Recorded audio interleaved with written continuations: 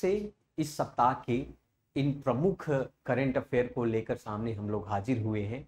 साप्ताहिक current affair एडुकेमी के platform पर यूपीपीएससी के मद्देनजर रखते हुए तथा साथ साथ अन्य स्टेट पीसीएस की भी खबरों को हमने इसमें कवर किया है, चाहे वो राष्ट्रीय हो या अंतर्राष्ट्रीय हो या फिर राज्य स्तरीय करंट अफेयर संबंधित आपके खबरें इसमें हम लोग पढ़ने वाले हैं।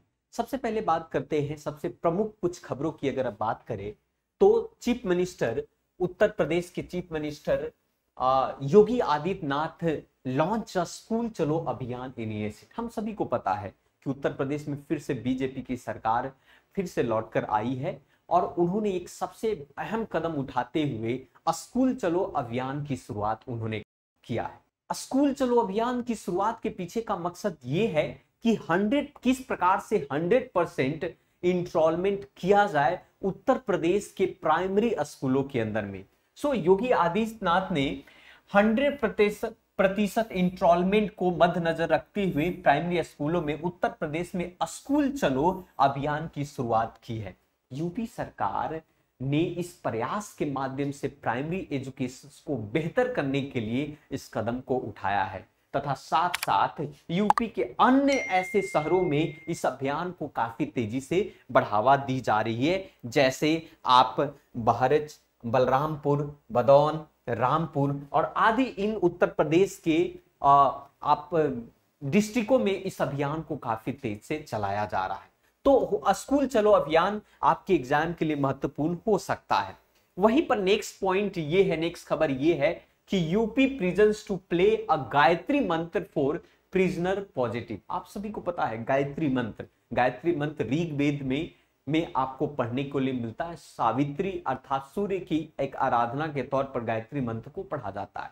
तो उत्तर प्रदेश के चीफ मिनिस्टर आप कह सकते हैं या उत्तर प्रदेश के मिनिस्टर जो हैं, प्रिजनर मिनिस्टर धर्मवीर प्रजापति ने ये कहा है कि जेलों के अंदर में अगर गायत्री मंत्र का अगर जाप हो तो या आप कह सकते हैं कि महामृत्युंजय मंत्र का अगर जाप किया जाए तो इससे एक पॉजिटिविटी देखने को मिलेगा। साथ साथ में इस खबरों के साथ इन्होंने ये भी कहा है कि jail officials have been directed to provide a list of inmates goods in art and craft भी। सिंपल सी बात है कि जेलों के अंदर में पॉजिटिविटी कहने का मतलब बहुत सारे ऐसी नकारात्मक सोच अक्सर जेलों के अंदर में देखने को मिलता है। अपराधी प्रवृत्ति के लोग भी रहते हैं, तो उन लोगों को किस तरीके से उनके मानवीय जीवन में बदलाव लाए, तो इसलिए यूपी सरकार ने, यूपी प्रिजन्स ने गायत्री मंत्र बजाने की बात उन्होंने कहा है। तो ये प्रश्न बन सकता है कि किन राज्य के जेलों में गायत्री मंत्र प्ले करने की बात कही जा रही है ना? ये प्रमुखता हो सकता है। नेक्स्ट पॉइंट है कि मुख्यमंत्री युवा स्वरोजगार योजना इन देवरिया डिस्ट्रिक्ट। आपको बता दें कि उत्तर प्रदेश में एक देवरिया डिस्ट्रिक्ट, उस देवरिया डिस्ट्रिक्ट में मुख्यमंत्री ने युवा स्वरोजगार योजना की शुरुआत की है। Deputy commissioner industry Anurag Yadav ने इस बात को बताया है कि यूथ और उसके भविष्य को बेहतर करने के लिए देवरिया डिस्ट्रिक्ट के अंदर में मुख्यमंत्री युवा स्वरोजगार योजना की शुरुआत करने की बात कही गई है। और इसके तहत जो है, इस स्कीम के तहत ये एप्लीकेंट्स जिनका मिनिमम 18 वर्ष की उम्र से लेकर 40 वर्ष की उम्र तक के इन सभी लोगों को इस युवा स्वरोजगार योजना के तहत लाभ उनको प्रदान किए जाएंगे। वहीं पर नेक्स्ट सबसे प्रमुख आप देख सकते हैं कि प्रधानमंत्री Awas Yojana Uttar Pradesh. Deputy chief minister Uttar Pradesh के हैं केशव प्रसाद मौर्य। केशव प्रसाद मौर्य ने इस बात को इन्फॉर्म किया गया है कि 1 लाख से अधिक गरीब व्यक्ति लोगों को, उन्होंने कहा कि more than 1 lakh poor people in Uttar Pradesh will be given to key within 100 days to houses built for them under to प्रधानमंत्री आवास योजना। प्रधानमंत्री आवास योजना के तहत 100 दिनों के अंदर में उत्तर प्रदेश में लाखों गरीब लोगों को घर मुहैया करवाने की बात उन्होंने कहा है। तथा स्टेट गवर्नमेंट ने भी इस बात को भी कहा है कि 50,000 नए सेल्फ हेल्प ग्रुप इस रूरल लाइवलीहुड मिशन के तहत उनकी शुरुआत भी की जाएगी। और साथ साथ में विद इन 100 डेज में playground each will be constructed to 26 और 2600 ग्राम पंचायत और 6000 ponds in total will be restore किए जाएंगे। तो ये बहुत ही बेहतर कदम है कि भाई प्रधानमंत्री आवास योजना के तहत गरीबों को घर मुहैया करवाया जा रहा है, प्ले ग्राउंड बनाने की बात की जा रही है तथा ग्राम पंचायत निर्माण करवाने की जा रही है। तो एक बेहतर कदम है जन कल्याण के ओर। पर उत्तर प्रदेश में एक और भी देख लीजिए, सबसे प्रमुख चीज ये है यहां पर कि Bundelkhand expressway to get functional by June. जून इस साल के जून महीने से बुंदेलखंड एक्सप्रेसवे का निर्माण हो चुका है, इसकी शुरुआत हो जाएगी। तो कैबिनेट मिनिस्ट्री ऑफ इंफ्रास्ट्रक्चर और इंडस्ट्रियल डेवलपमेंट मिनिस्ट्री जो है, जिनका नाम नंद गोपाल गुप्ता नंदनी है, उन्होंने इस बात को बताया कि जो बुंदेलखंड एक्सप्रेसवे की शुरुआत जो है इस साल जून से इसकी शुरू हो गई, क्योंकि बुंदेलखंड एक्सप्रेसवे ऑलरेडी वो समाप्त हो चुका है, कंस्ट्रक्शन बनकर तैयार हो चुका है। और ये योगी आदित्यनाथ का, चीफ मिनिस्टर योगी आदित्यनाथ के अंदर में 100 दिनों का ये गोल था। यहां तक कि उन्होंने ये भी बताया है कि more than 91% work of the project has been completed. करीब करीब 90%, 91% जो है बुंदेलखंड एक्सप्रेसवे का काम जो है पूरी तरीके से समाप्त हो गया है और जून से ये बुंदेलखंड एक्सप्रेसवे की शुरुआत हो जाएगी। बुंदेलखंड झांसी वाले इलाके को बुंदेलखंड के तौर पर माना जाता है ना।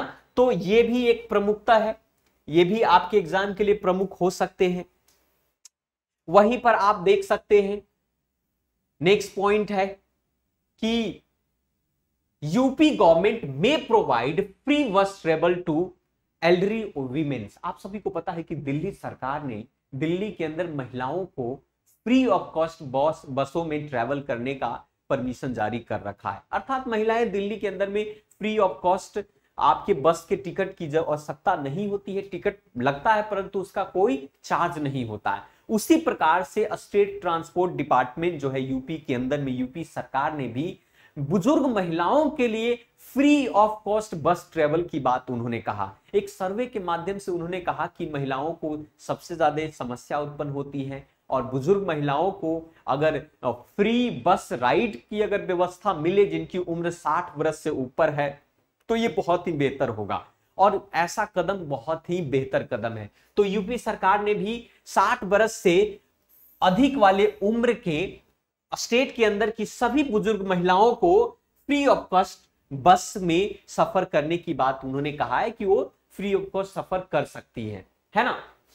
वहीं पर नेक्स्ट आप देख सकते हैं कि 2 new medical college with private fund in Uttar Pradesh. Uttar Pradesh में 2 नए मेडिकल कॉलेज की स्थापना की जाएगी, वो भी प्राइवेट फंड से। वहीं पर बात किया उन्होंने ये कहा है कि भाई उत्तर प्रदेश गवर्नमेंट ने इस बात से उन्होंने एक साइन किया कि भाई 2 प्राइवेट प्लेयर्स जो हैं उत्तर प्रदेश के अंदर में मेडिकल कॉलेज की स्थापना करेंगे। मतलब यहां पर पब्लिक प्राइवेट पार्टनरशिप PPP के मदद से इसका बनेगा आपका। यहीं पर आपका वो कौन सा जगह है, सांभल में और महाराजगंज डिस्ट्रिक्ट, उत्तर प्रदेश के महाराजगंज डिस्ट्रिक्ट और सांभल डिस्ट्रिक्ट में ये आपका मेडिकल प्राइवेट मेडिकल कॉलेज की स्थापना यहां पर होगी। साथ साथ में ये भी कहा है कि इस डॉक्यूमेंटेशन के माध्यम से आपके चीफ मिनिस्टर योगी आदित्यनाथ और डिप्टी आपका ब्रजेश पाठक जो है वहां पर शामिल होंगे। मेडिकल कॉलेज पोर्टफोलियो भी तैयार की जाएगी। तो ये बढ़िया कदम है क्योंकि भाई हमारे यहाँ देश में डॉक्टर की रेशियो बहुत ही कम है ना। तो ये यूपी सरकार ने काफी बेहतर कदम यहां पर भी उठाया है। वहीं पर आप देख सकते हैं कि सबसे प्रमुख साथ साथ में ये भी है आपका, और भी बहुत सारे जगह हैं जैसे Siddhi Vinayak trust Bareilly has been agree to start medical college start करने के लिए इन लोगों ने भी कहा है। तो इस प्रकार से ये यूपी के कुछ प्रमुख खबर थे, इस चीज पर हम लोग करते हैं। अब चलिए बात करते हैं कुछ राष्ट्रीय खबर की बात करते हैं जो आपके एग्जाम के लिए बहुत ही महत्वपूर्ण हो सकता है। सबसे प्रमुख खबर इसमें से ये है कि national commission for women launch an anti human trafficking cell. Human trafficking cell, मानव तस्करी। आप सभी को पता है कि हमारे संविधान के आर्टिकल 23 में मानव तस्करी पर पाबंदी की बात कही गई है, एक कानूनन जुर्म माना गया है। तो national commission for human women ने एक लॉन्च किया एंटी ह्यूमन ट्रैफिकिंग सेल की को लॉन्च किया है, जिसके तहत मानव तस्करी पर रोक लगाया जा सकता है। ये cell has been set up with the, जिसका मकसद है कि increase awareness among the law enforcement to official and to facilitate their capacity to building. इसके माध्यम से ये जागरूकता अभियान चलाएगा कि आपको मानव तस्करी के खिलाफ किस प्रकार से कदम उठाना है। इसके साथ साथ लोगों के अंदर में जागरूकता होगी। और हम सभी को पता है कि हमारे भारत के संविधान के आर्टिकल 23 में ये हमारा फंडामेंटल राइट्स है ना, तो मानव के तस्करी पर पाबंदी लगाने की बात कही जाती है। वहीं पर एक सबसे प्रमुख ये भी देखिए कि लोकसभा के अंदर में इंडियन में पहली बार, it's not be first time, but Bharat के अंदर में ये first domestic legislation regarding Antarctic के संबंधित है। अंटार्कटिक बिल आया है, draft Indian Antarctic bill. Antarctic bill आप सभी को पता है, आपने कॉन्टिनेंट देखा होगा, पढ़ा होगा, कितने कॉन्टिनेंट, 7 कॉन्टिनेंट है, उनमें से एक अंटार्कटिक कॉन्टिनेंट है। तो कंजर्वेशन ऑफ अंटार्कटिक को लेकर लोकसभा ने एक बिल जारी किया है, ड्राफ्ट जारी किया है, और उस ड्राफ्ट के माध्यम से उन्होंने कहा है कि it is the first domestic legislation with the regard to Antarctic. हालांकि इससे पहले 27 ऐसे देश हैं जो पहले से ही डोमेस्टिक लेजिस्लेशन अंटार्कटिक पर बना चुके हैं। और इस बिल के माध्यम से ये होगा कि किस प्रकार से साइंटिफिक एक्सपेंडेशंस और इंडिविजुअल कंपेंशन इन टूरिस्ट, सभी लोग जाते हैं वहां पर पॉल्यूशन फैलाना या वहां पर माइनिंग करना, या कह सकते मतलब सिंपल सी कंजर्वेशन ऑफ अंटार्कटिक से संबंधित बात यहां पर करता है। इसी के संबंधित जो है भारत ने भी ये बिल जारी किया है। हालांकि 27 कंट्री ऑलरेडी ये डोमेस्टिक लेजिस्लेशन ऑलरेडी ला चुके हैं, है ना। तो ये भी आपका, हालांकि पहली बार यहां पर देख सकते हैं कि इंडिया ने अंटार्कटिक ट्रीटी 1983 में साइन किया था, और साइन करने के बाद जो है वो एक तरीके से कंसुलेटेड स्टेटस के तौर पर भारत को कंसीडर किया गया था अंटार्कटिक के अंदर में। वहीं पर आप देखिए नेक्स्ट पॉइंट है कि भाई India secure leadership position in ITU council. ITU council आपका नाम तो सुना होगा, ये यूएनए का एक स्पेशल एजेंसी है। तो भारत ने लीडरशिपिंग पोजीशन हासिल किया है आपके ITU का। ITU का फुल फॉर्म होता है international telecommunications union. International telecommunications union होता है। और ये जो है भारत की जो महिला हैं जिनका नाम है आपका अपराजिता शर्मा को as a vice chairman ITU council standing committee का बनाया गया है एडमिनिस्ट्रेटिव मैनेजमेंट के अंदर में। और आप सभी को यह बात पता होगा कि ITU जो है एक तरीके से यूएनए का एक स्पेशल एजेंसी है। इंटरनेशनल टेलीकम्युनिकेशन यूनियन जो है यूनाइटेड नेशन का एक स्पेशल एजेंसी है जो इंफॉर्मेशन और कम्युनिकेशन टेक्नोलॉजी को बढ़ाता है, विश्व के अंदर में कनेक्टिविटी का काम करता है। ITU विश्व के अंदर में कनेक्टिविटी का काम करता है, कम्युनिकेशन नेटवर्क को फैलाने का काम करता है। और ITU के अंदर में टोटल मिलाकर 193 मेंबर्स हैं यहां पर। तो ये देख सकते हैं 193 मेंबर्स हैं ऑलरेडी, तथा इसके साथ साथ 900 कंपनीज, यूनिवर्सिटी और इंटरनेशनल, ये सभी लोग ITU के मेंबरशिप को हासिल किया है। तो ITU के मदद से क्या हो सकता है, ITU के मदद से सपोर्ट से communication in the wake, disaster management, emergency, या पूरी दुनिया के अंदर में किस प्रकार से ब्रॉडकास्टिंग के माध्यम से इंफॉर्मेशन टेक्नोलॉजी ICT को कैसे कनेक्ट किया जाए, ये ITU से संभव होता है। तो ये ITU इसीलिए यूनाइटेड नेशन का एक स्पेशल एजेंसी माना जाता है। यहीं पर देखिए आप, सबसे एक भी अहम है कि NHA national health authority all stakeholder to join hands in the building the unified health interface. तो नेशनल हेल्थ अथॉरिटी ने सबसे बड़ी बात है कि कुछ ऐसे कंट्रीब्यूटर और डेवलपर को इनवाइट किया है कि आप आइए और आकर ओपन कम्युनिटी में आप पार्टिसिपेट करो और साथ साथ में यूनिफाइड हेल्थ इंटरफेस की तैयारी करो। मतलब कह सकते हैं कि आप सभी को पता है कि आयुष्मान भारत डिजिटल मिशन के तहत नेशनल हेल्थ अथॉरिटी ने, ये देख सकते हैं, नेशनल हेल्थ अथॉरिटी ने अनाउंसमेंट किया है कि हम 12 जनवरी 2022 से यूएचआई लाएंगे। यूएचआई का मतलब unify health interface. Unify health interface में क्या होगा भाई इसके तहत? तो इसके तहत जो है patient to connect with the doctor of their choices, इसके तहत आपका यूनिफाई हेल्थ इंटरफेस के माध्यम से एक ओपन नेटवर्क होगा एक तरीके से। यहां पर इसके माध्यम से ये patient to connect with the doctor to their choices through any app, है ना, और अपने हेल्थ इंफॉर्मेशन और हेल्थ रिपोर्ट को वहां पर जारी कर सकता है। मतलब हमारे देश में आप समझ रहे हैं कि अभी भी डॉक्टर की बहुत समस्या है, और ऐसी स्थिति में ये बहुत ही बेहतर कदम है आपका नेशनल हेल्थ अथॉरिटी का कि जो डॉक्टर को घर बैठे अब मुहैया करवाया जाए, अधिक से अधिक पेशेंट को डॉक्टर के साथ जोड़ा जाए, उसके डेटा को कलेक्ट किया जाए। तो ये एक तरीके से पेमेंट सिस्टम की तरह ये भी आपका यूनिफाई हेल्थ इंटरफेरेंस होगा, और ये जो है एक तरीके से बहुत ही बेहतर होगा आपके हेल्थ सेक्टर के क्षेत्र में, आप देख सकते हैं। तो ये नेशनल हेल्थ अथॉरिटी जो है बाकी और लोगों को भी यहां पर बुलाया है रिपोर्ट जारी करने, तथा साथ साथ में it is national health authority of fix body of the government of India.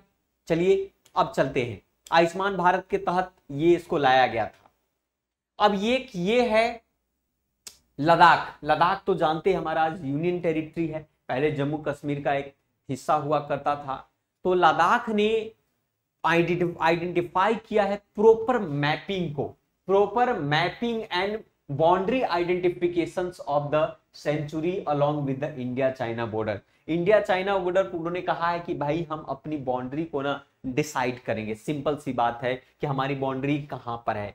तो वहीं पर बात करता है कि वाइल्ड लाइफ जो हम इंस्टीट्यूशंस है, wildlife institution of India has been asked to map and identify the area of the high conservation value to help of the rationals आपके बाउंड्रीज। तो कहा है कि भाई जो wildlife institution of India ने कहा कि भाई आप जो है ना हमारा कितना क्षेत्र में हमारा बाउंड्री है, हमें ये बात जानने की जरूरत है। तो इसके लिए आप देख सकते हैं कि चांगथांग और काराकोरम सेंचुरी को भी इसमें आइडेंटिफाइड किया है, और कहा है कि इसकी प्रॉपर मैपिंग का आइडेंटिफिकेशन होगा। अगर प्रॉपर मैपिंग होगा तो इसके माध्यम से ये पता चलेगा कि हमारा एरिया कहां तक है इस क्षेत्र का, है ना। और साथ साथ इन लोगों ने ये भी कहा है कि इसके तहत ये बात की पुष्टि की जा रही थी कि 1987 में जब एक नोटिफिकेशन के माध्यम से ये पता किया गया था कि जो चांगथांग सेंचुरी है उसकी एरिया 4000 किलोमीटर थी,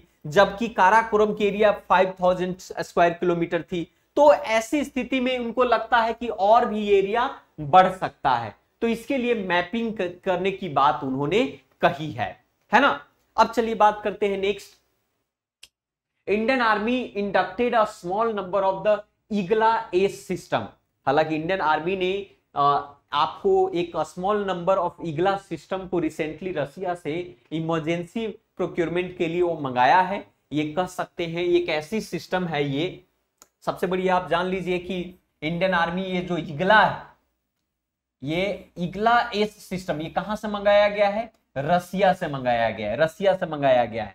और a large contract Igla system under the short range very short range air defence system है। Very short range air defence system है जिसको VHORD कहते हैं। इसके तहत ये आपके डिफेंस मिनिस्ट्री ने इसको रिव्यू किया है इस चीज को। और साथ साथ ये जो ईगला एस है, ईगला एस को हम लोग ईगला सुपर के नाम से भी जानते हैं। ईगला सुपर जो very short range air defence system है आपका ये ईगला सिस्टम।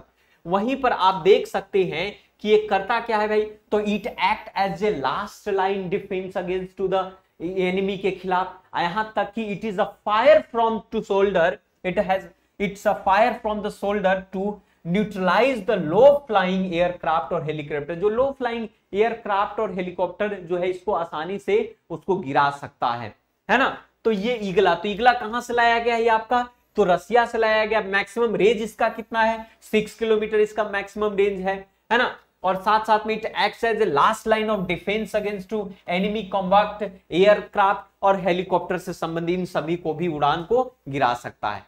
अब चलिए सबसे प्रमुख एक चीज और भी कि हमारे देश के अंदर में 53 airport has been include under the Krishi Udan system. Bharat सरकार ने स्कीम चलाया था जिसका नाम था कृषि उड़ान स्कीम। तो कृषि उड़ान स्कीम है क्या? कृषि उड़ान स्कीम की जो शुरुआत जो है अगस्त 2020 में हुआ था और अगस्त 2020 में इसका मकसद था अंतरराष्ट्रीय और राष्ट्रीय रूट के अंदर में किसानों की मदद को लेकर। किसान जो है दूर दराज आप क्षेत्रों में, पहाड़ी इलाकों में वो अपने अनाजों को बेहतर तरीके से प्रोक्योरमेंट नहीं कर पाते, स्टोर नहीं कर पाते, ऐसी स्थिति में उनका अनाज जो है खेतों में बर्बाद हो जाता है। तो भारत सरकार ने 53 एयरपोर्ट को कृषि उड़ान स्कीम के तहत उसको कंसीडर किया था। तो फिर से कृषि उड़ान 2 लाया गया है, अनाउंसमेंट किया गया अक्टूबर 2021 को, ताकि जो इनहांस किया जाए एग्जिस्टिंग प्रोविजंस को और साथ साथ जो है आपके जो ट्रांसपोर्टिंग परमिसिबल फूड प्रोडक्ट हैं उनको हिली एरियाज और नॉर्थ ईस्टर्न एरियाज ट्राइबल में उसको आपको व्यवस्थित किया जाए। ये जो है कन्वर्जेंस स्कीम है, एक तरीके से 8 मिनिस्ट्री डिपार्टमेंट इन सभी इसमें काम करती है। तो किसानों के मदद के लिए एक कृषि किसान उड़ान योजना लाया गया था, है ना। तो ये भी आपको बहुत ही इंपॉर्टेंट है, ये हो सकता है कृषि उड़ान योजना। नेक्स्ट है आपका, देखिए कि union ministry of the information and broadcasting, union ministry of information and broadcasting ने लॉन्च किया है ब्रॉडकास्ट सेवा पोर्टल। हम सभी को जानते हैं कि भारत के अंदर ब्रॉडकास्टिंग सेवा पोर्टल लॉन्च किया। तो हमारे यहाँ ये है हमारे श्री अनुराग सिंह ठाकुर। तो श्री अनुराग सिंह ठाकुर ने ब्रॉडकास्ट सेवा को लॉन्च किया है और ये ब्रॉडकास्ट सेवा पोर्टल जो होगा एक तरीके से ये ऑनलाइन पोर्टल सॉल्यूशन है जो स्पीडली आपको जो filing and the processing to applications of the broadcast to various kind of the licences को लेकर, परमिशंस को लेकर, इन सभी चीजों को लेकर, रजिस्ट्रेशन को लेकर ये प्रोवाइड करवाता है। यहां तक कि it will be reduce the आपका turn around time to application और सेम थिंग को वो आपको प्रोवाइड करेगा। भारत के अंदर बहुत सारे ऐसे जो टीवी चैनल्स और इन सभी चीजों को लिए ये बहुत ही आसान होगा लाइसेंस लेने में, रजिस्ट्रेशन करवाने में, उसकी स्पीड भी आपको बहुत तेजी से बढ़ जाता है। साथ साथ में इसके साथ तो याद रखिएगा बहुत मुक्त यही सवाल पूछेगा कि भाई किनके द्वारा ये ब्रॉड सेवा पोर्टल लॉन्च किया है। तो अनुराग सिंह ठाकुर के द्वारा। ये union ministry information and broadcasting ministry है। यूनियन और मिनिस्ट्री ऑफ ब्रॉडकास्टिंग कौन है? अनुराग ठाकुर हैं। तो ये आपका क्वेश्चन बन सकता है। इतना डिटेल में तो नहीं प्रश्न पूछता है लेकिन फिर भी आप देखिए, ठीक है। अब चलिए यूनियन जल शक्ति मिनिस्टर, सबसे पहला क्वेश्चन तो आपका यूनियन जल शक्ति मिनिस्टर ने लॉन्च किया है जिसका नाम है digital dashboard for district. Digital dashboard the district, digital dashboard for district launch किया है किसके द्वारा भाई? तो यूनियन जल शक्ति मिनिस्टर के द्वारा, है ना। ये क्या करेगा? ये मदद करता है enhancing the people river connect.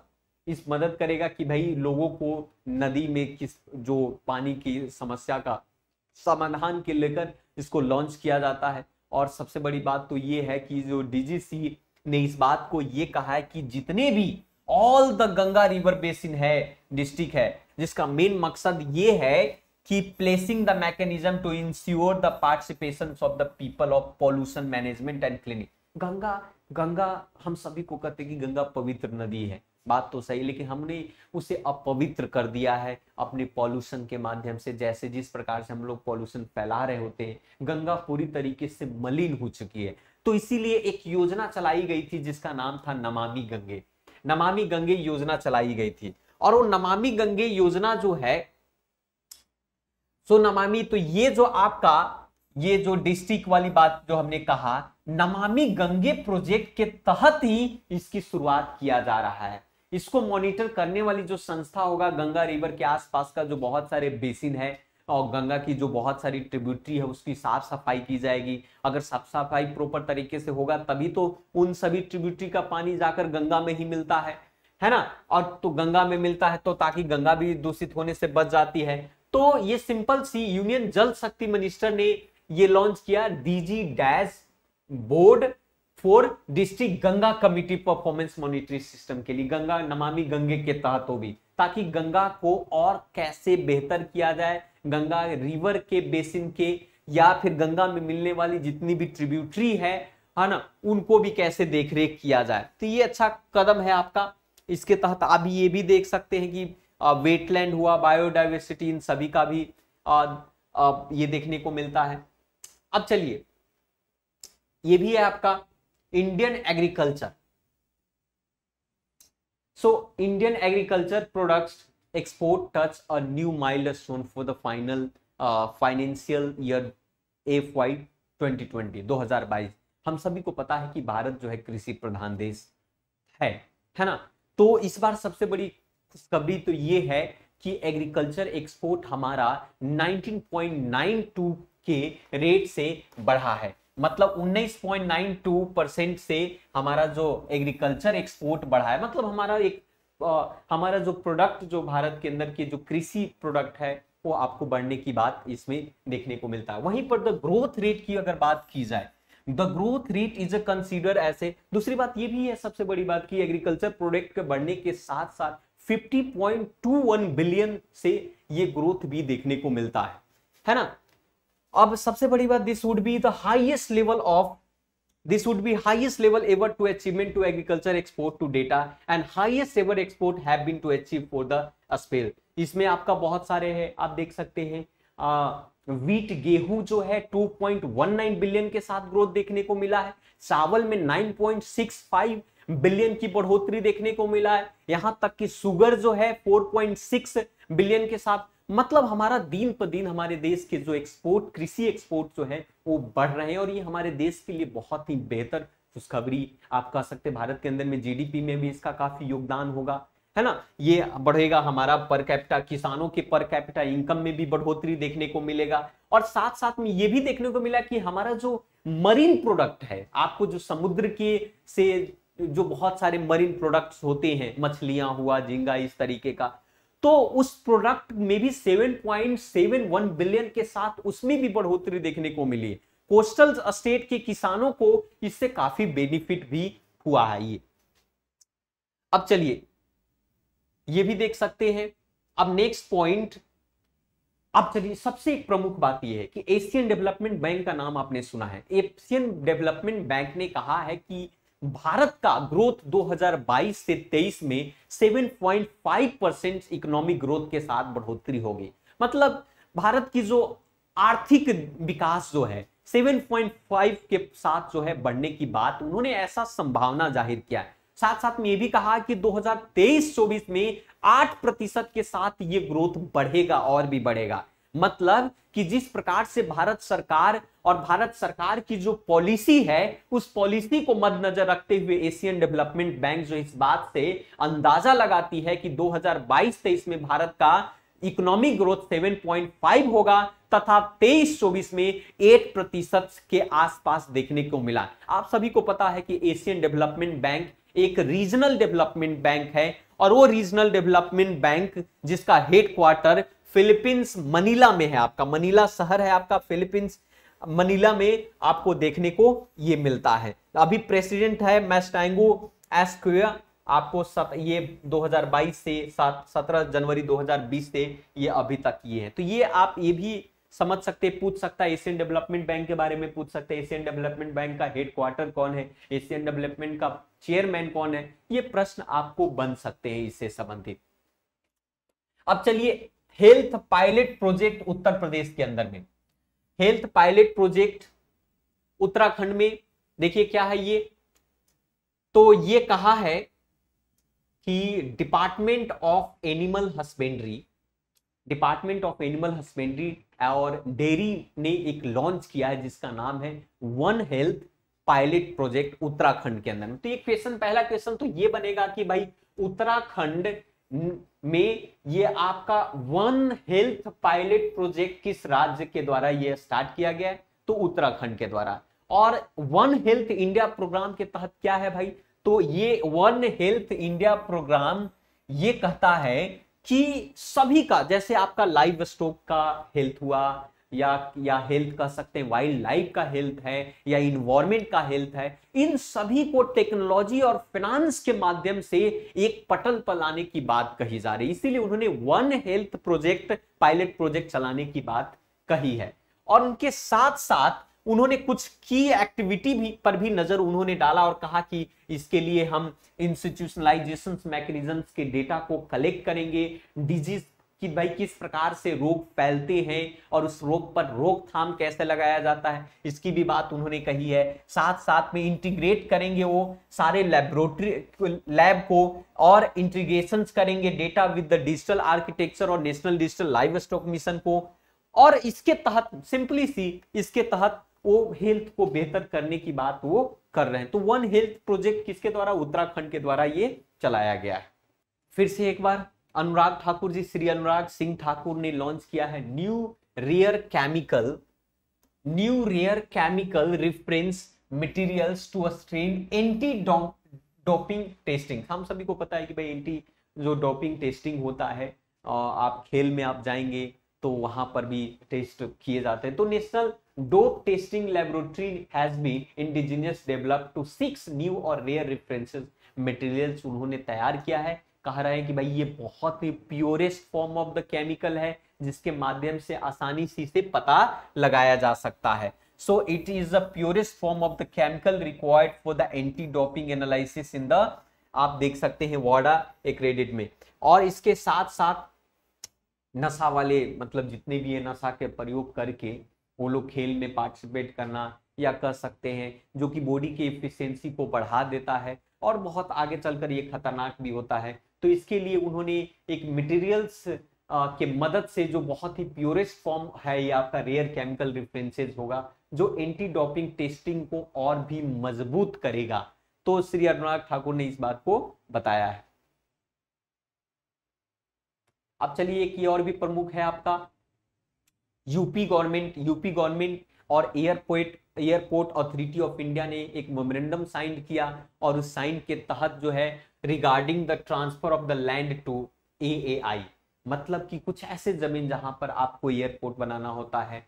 तो यूपी सरकार, यूपी गवर्नमेंट और एयरपोर्ट अथॉरिटी ऑफ इंडिया ने कहा कि भाई इसके तहत उन्होंने बोला कि अभी जैसे श्री राम इंटरनेशनल एयरपोर्ट अयोध्या के अंदर में बनाया जा रहा है, तो अगर श्री राम एयरपोर्ट और अयोध्या के अंदर में बनाया जा रहा है तो उसके लिए जमीन की आवश्यकता होगी। So this is a step toward the development of आप मर्यादा पुरुषोत्तम श्री राम इंटरनेशनल एयरपोर्ट अयोध्या। ये श्री राम बनाया जा रहा है अयोध्या के अंदर में और इसके तहत जमीन की आवश्यकता पड़ेगी। तो एक lease agreement airport authority of India और यूपी सरकार ने एक लीज एग्रीमेंट साइन किया है जिसके तहत 317.855 एकड़ जमीन जो है एयरपोर्ट अथॉरिटी ऑफ इंडिया को यूपी गवर्नमेंट जो है सुपुर्द करेगी, है ना। ये civil aviation department of Uttar Pradesh government भी इस एग्रीमेंट को योगी आदित्यनाथ के साथ साइन किया है। तो आप याद रखिएगा कि भाई श्री मर्यादा पुरुषोत्तम श्री राम इंटरनेशनल एयरपोर्ट अयोध्या में बनाया जा रहा है राम की जन्मभूमि पर, है ना। वहां से श्रद्धालुओं के लिए बहुत ही ये आसान होगा। दूसरी बात ये एक सबसे प्रमुख ये भी है कि कोलकाता, वाराणसी, पुणे, विजयवाड़ा, बंगलोर, दिल्ली और Hyderabad to have a FRS by March 2023। क्या है FRS? क्या है FRS? है फेशियल रिकॉग्नाइजेशन सिस्टम। ये सारे जो एयरपोर्ट हैं ये संबंधित है आपका कि ये जो है जितने भी एयरपोर्ट है तो एयरपोर्ट में बहुत ज्यादा भीड़ होता है। तो कोलकाता, वाराणसी, पुणे और विजयवाड़ा, बेंगलोर, दिल्ली, हैदराबाद, इन सभी एयरपोर्ट पर मार्च 2023 से फेशियल रिकॉग्नाइजेशन सिस्टम की व्यवस्था की जाएगी। तो ये फेशियल रिकॉग्नाइजेशन सिस्टम एक डीजी यात्रा का एक हिस्सा है, एक पार्ट है, एक शुरुआत है जिसके माध्यम से पैसेंजर को बिना किसी समस्या झेले हुए वो डायरेक्ट फेशियल रिकॉग्नाइजेशन के माध्यम से उनको मंजूरी दे दिया जाएगा, है ना। तो जिससे क्या होगा, आसान होगा, हैसल फ्री एक्सपीरियंस होगा एयरपोर्ट का। It is implemented in the phase manner, अभी ये फेज मैनर में है और इन एयरपोर्ट पर इसको लागू किया गया है। और ये प्लान किया जा रहा है कि फर्स्ट फेज में आपको कोलकाता एयरपोर्ट, वाराणसी, पुणे, विजयवाड़ा, बेंगलोर और आपका दिल्ली और हैदराबाद, ये 2023 से इनको फर्स्ट फेज में यहां पर शुरुआत की जाएगी। प्राइमरी टेस्टिंग जो होगा डिगी यात्रा बायोमेट्रिक आपका बोर्डिंग सिस्टम के माध्यम से, ये आपका डे ऑफ ट्रैवल के माध्यम से ये देखने को मिले। तो अब फेस रिकॉग्नाइजेशन के माध्यम से आपको एंट्री मिल जाएगी आसानी से, आपको उसमें समस्या ज्यादा उत्पन्न नहीं होगा। वहीं पर चलिए एक नेक्स्ट सबसे इंपॉर्टेंट एनटीपीसी की बात करते हैं। NTPC inked pact with the Gujarat gas limited. So Gujarat gas limited is a blend to green hydrogen in pipe to natural gas के जगह पर। तो उन्होंने कहा कि NTPC has taken up initiative, एक शुरुआत की जा रही है कि भाई हाइड्रोजन जो गैस है, ग्रीन हाइड्रोजन गैस, उसको ब्लेंडिंग करेंगे और पाइप के थ्रू जो है उसको, जैसे सीएनजी और पीएनजी गैस जाते हैं आपका पाइप नेचुरल गैस, तो उसको पाइप के माध्यम से GCL गुजरात गैस लिमिटेड उसमें भेजेगा आपका, तो ग्रीन हाइड्रोजन गैस। तो NTPC has taken up to initiative of blending to green hydrogen in the pipe natural gas network of GCL Gujarat gas limited at the NTPC. So green hydrogen gas क्या होगा? Green hydrogen will be produce a very using electricity from existing 1 megawatt floating solar project to NTPC. तो NTPC जो है ये कदम उठाई है, ये बहुत ही बेहतर है। साथ साथ में ये चीज हाइड्रोजन जो पॉल्यूशन मुक्त होगा, इलेक्ट्रिसिटी आसानी से मिलेगी, है ना। हाँ, सो union ministry, union environment minister कौन है भाई? ये हैं हमारे श्री भूपेंद्र यादव। सो श्री भूपेंद्र यादव ने एक प्राकृतिक नामक एक प्राकृतिक मैस्कॉट लॉन्च किया है, mascot to spread a greater awareness among the mass about the small changes, है ना, small changes that can be a sustainable to adopt to lifestyle। जिस प्रकार से हमारा इन्वायरमेंट दिन ब दिन जो है बदतर होता जा रहा है, इन्वायरमेंट के कंजर्वेशन के लिए, उसको अवेयरनेस फैलाने के लिए हमारे देश के यूनियन इन्वायरमेंट मिनिस्ट्री ने प्राकृतिक नामक एक मैस्कॉट उसने लॉन्च किया है, और उसके तहत जो है आपको लोगों में इन्वायरमेंट से संबंधित जागरूकता फैलाया जाएगा, है ना। और it will be also mascot for the various green initiative taken by ministry of environment, forest, climate change, central pollution control board, है ना, to ensure effective plastic waste management in the country. इस event के दौरान जो है green initiative है, plastic को कैसे रोका जाए, है ना। तो ये याद रखिएगा, ये लॉन्च किया है प्राकृतिक किसके द्वारा लॉन्च किया गया है? यूनियन मिनिस्ट्री के द्वारा लॉन्च किया गया है, ठीक है। अब चलिए श्री धर्मेंद्र प्रधान, बिरसा मुंडा, सभी को पता है बिरसा मुंडा को बिरसा भगवान के नाम से भी जाना जाता है। तो यूनियन एजुकेशन और स्किल डेवलपमेंट मिनिस्ट्री ने, जो श्री धर्मेंद्र प्रधान है, उन्होंने एक बुक बिरसा मुंडा जनजातीय नायक नामक एक नायक बुक लॉन्च हुआ है, जिसका लेखक है प्रोफेसर आलोक चक्रवाल। उन्होंने बिरसा मुंडा जी पर बुक लिखा है उन्होंने। सो रिटन बाय प्रोफेसर आलोक चक्रवाल, ये वाइस चांसलर ऑफ गुरु घसीदास विश्वविद्यालय बिलासपुर, जो कि छत्तीसगढ़ में अंदर में, उन्होंने बिरसा मुंडा पर एक बुक लिखा, बिरसा मुंडा जनजातीय नायक, है ना। तो ये मिल सकता है कि भाई बुक से संबंधित अगर प्रश्न पूछ दे तो आप हो सकता है, बिरसा मुंडा का नाम तो आपने सुना ही होगा, है ना, वो झारखंड के थे वो, ठीक है। तो ये है, ये बुक का नाम किनके द्वारा? ये प्रोफेसर आलोक चक्रवाल के द्वारा ये लिखा गया है। नेक्स्ट है आपका डीआरडीओ। अब डीआरडीओ जो है और DRDO industry, DRDO and DRDO industry academic centre of excellence, IIT Delhi ने ये एक्सेलेंस सेंटर ऑफ में उन्होंने एक कंडक्ट किया। डीआरडीओ ने ऑर्गेनाइज किया है 2 दिन का इंडो और इजराइल का बायलिटरल वर्कशॉप क्वांटम टेक्नोलॉजी पर। क्वांटम टेक्नोलॉजी के बारे में आपने फिजिक्स में पढ़ा होगा। सो मेन मकसद क्या है इसका? मेन मकसद ये है कि किस प्रकार से ये क्वांटम टेक्नोलॉजी की को ज्वाइंट क्वांटम टेक्नोलॉजी का रोड मैप तैयार किया जाए। हमें इस एरिया डिस्कशंस के माध्यम से फ्री स्पेस से संबंधित बातें की जाएगी, यहां तक कि इस एरिया के अंदर में ये बात की जाएगी भाई क्वांटम कंप्यूटिंग, सेंसिंग, आपका क्लॉक सिस्टम, स्पेस क्वांटम, मतलब अपग्रेडेड बात की जा रही है स्पेस से, समझो बहुत सारी चीजें इसके अंदर में आपको देखने को मिलता है। क्वांटम का मतलब बहुत ही टीनी होता है, पार्टिकल होता है, नैनो होता है उस चीजों में, तो एक तरीके से ये देख सकते हैं। नेक्स्ट है आपका कि union defence ministry Shri Rajnath Singh ने रिलीज किया है third positive indigenous list of 101 item.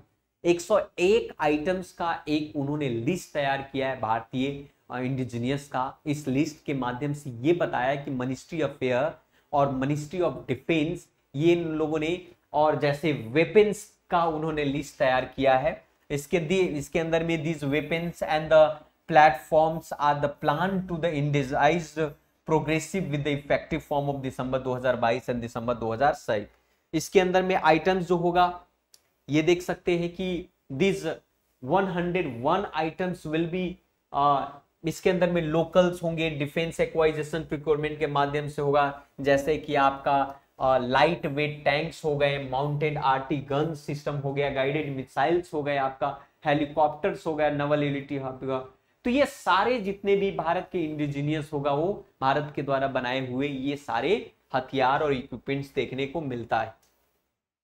अब देखिए एक ये आपका फैक्चुअल डेटा पूछ सकता है कि विनय मोहन खवेत्रा को अपॉइंट किया गया, न्यू फॉरेन सेक्रेटरी अपॉइंट किया गया। तो विनय मोहन 1988 के आईएफएस ऑफिसर थे इंडियन फॉरेन सर्विसेज के, तो उनको as a IFS officer Kathmandu Nepal की राजधानी काठमांडू के लिए एम्बेसडर के तौर पर उनको चयनित किया गया है 2020 में। It will be inquiry foreign secretary Harshvardhan Shringla 1984 के लिए। तो हर्षवर्धन श्रृंगाला ये उस वक्त वहां हुआ करते, तो विनय मोहन को अपॉइंट किया गया है, न्यू फॉरेन सेक्रेटरी अपॉइंट किया गया। पहले ये आईएफएस ऑफिसर ये करंटली सर्विंग कर रहे थे काठमांडू के अंदर में जनवरी 2022 से, अब ये न्यू फॉरेन सेक्रेटरी बन गए हैं। तो ये जो है बहुत सारे आपके करंट अफेयर हैं, बहुत सारे जो आपके एग्जाम के लिए बहुत ही महत्वपूर्ण है। एक दो और भी देख लेते हैं कि weapons of the mass destructions and their delivery system, provisions of unlawful activity के बारे में थोड़ा देख लेते हैं इसके माध्यम। So bill seek to amend the weapons of the mass destruction and their delivery system provisions unlawful. तो फाइनेंस मिनिस्ट्री और ये इसके अंदर में आप देख सकते हैं कि इस पर लोकसभा के अंदर में एक बिल लाया गया और बिल के तहत कहा कि weapons of the mass destruction और डिलीवरी सिस्टम को कैसे कंट्रोल किया जाए, तो उसको बिल से, ये एग्जाम से में इतना इंपॉर्टेंट नहीं पूछ सकता है। तो ये है आपको कुछ प्रॉपर आपके करंट अफेयर जो आपके एग्जाम के लिए महत्वपूर्ण है। डिपार्टमेंट ऑफ हायर एजुकेशन में भी आपको इससे भी संबंधित प्रश्न पूछ सकता है। बहुत सारे ये करंट अफेयर हैं, आपका 1 बाय 1 आप न्यूज़पेपर पढ़ते रहिए और देखते रहिए, और भी आपकी यूपी से संबंधित बहुत सारे करंट अफेयर हम आपको नेक्स्ट वीक में हम आपके सामने लाते हैं। तब तक आप इस चैनल पर बने रहिए। आज के लिए इतना ही। थैंक यू वेरी मच, धन्यवाद।